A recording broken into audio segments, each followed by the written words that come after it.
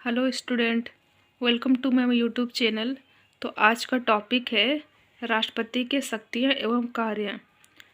तो भारत के राष्ट्रपति को विभिन्न प्रकार के महत्वपूर्ण कार्य करने होते हैं और इस कारण भारत के राष्ट्रपति को अनेक प्रकार की शक्तियाँ दी गई है।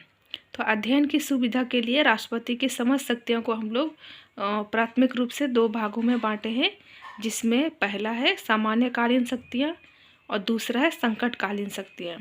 तो सामान्यकालीन शक्तियों को हम लोग पिछले अध्ययन में देख चुके हैं। तो आज का है विषय संकटकालीन शक्तियाँ या अधिकार। तो संकट की स्थिति का सामना करने के लिए संविधान के द्वारा राष्ट्रपति को कुछ विशेष शक्तियाँ दी गई है, जिसमें पहला है युद्ध, बाहरी आक्रमण अथवा आंतरिक सशस्त्र विद्रोह से उत्पन्न संकट की स्थिति में। तो संविधान के अनुच्छेद 352 में कहा गया है कि यदि राष्ट्रपति को यह विश्वास हो जाए कि देश में युद्ध या बाहरी आक्रमण से भारत या उसके किसी एक भाग की सुरक्षा को खतरा उत्पन्न हो गया हो, है ना, अगर खतरा होता है तो वह आपातकाल की घोषणा कर सकता है। और 44वें संवैधानिक संशोधन के तहत इस संबंध में निम्न व्यवस्था की गई, जिसमें पहला व्यवस्था की गया कि आपातकाल, युद्ध, बाहरी आक्रमण ऐसी होने पर ही राष्ट्रपति आपातकाल की घोषणा कर सकता है। केवल आंतरिक अशांति होगा तो राष्ट्रपति क्या करेगी, आपातकाल की घोषणा नहीं करेंगे। दूसरा है राष्ट्रपति द्वारा अनुच्छेद 352 के अनुसार आपातकाल की घोषणा तभी करेंगे जब मंत्रिमंडल क्या करेगी, लिखित रूप में ऐसा परामर्श देंगे। अन्यथा अगर मंत्रिमंडल लिखित रूप में परामर्श नहीं देंगे तो राष्ट्रपति क्या करेगी, आपातकाल की घोषणा नहीं कर सकते हैं। नेक्स्ट है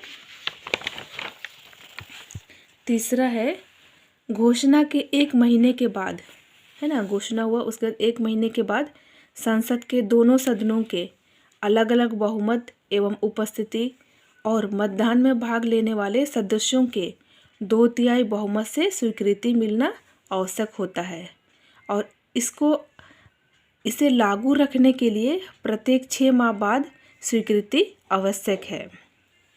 देन फोर्थ है लोकसभा में उपस्थित और मतदान में भाग लेने वाले सदस्यों के साधारण बहुमत से क्या हो सकता है, आपातकाल को समाप्त किया जा सकता है। देन दूसरा है राज्य में संवैधानिक तंत्र के विफल होने से उत्पन्न संकटकालीन घोषणा। तो अनुच्छेद 356 में कहा गया है कि यदि राष्ट्रपति को किसी राज्यपाल के प्रतिवेदन से आभास हो जाए कि ऐसी परिस्थिति उत्पन्न हो गई है कि राज्य का शासन व्यवस्था संविधान के उपबंधों के अनुसार नहीं चल रहा है, तो क्या कर सकते हैं, राष्ट्रपति संकटकाल की घोषणा कर सकते हैं। और इस प्रकार की घोषणा को 2 माह के भीतर क्या होगा, संसद की स्वीकृति कराना आवश्यक होता है। इसके पश्चात ही 6 माह के लिए क्या होता है, राष्ट्रपति शासन लागू किया जा सकता है। तीसरा है वित्तीय संकट की अवस्था में। तो अनुच्छेद 360 के अनुसार यदि राष्ट्रपति को यह विश्वास हो जाए कि देश में ऐसी परिस्थिति उत्पन्न हो गई है जिससे देश की वित्तीय स्थिरता को खतरा है, तो क्या कर सकते हैं, वह वित्तीय संकट की घोषणा कर सकते हैं। और इस प्रकार की घोषणा के लिए भी वही अवधि निर्धारित की गई है जो अनुच्छेद 352 के अंतर्गत आता है।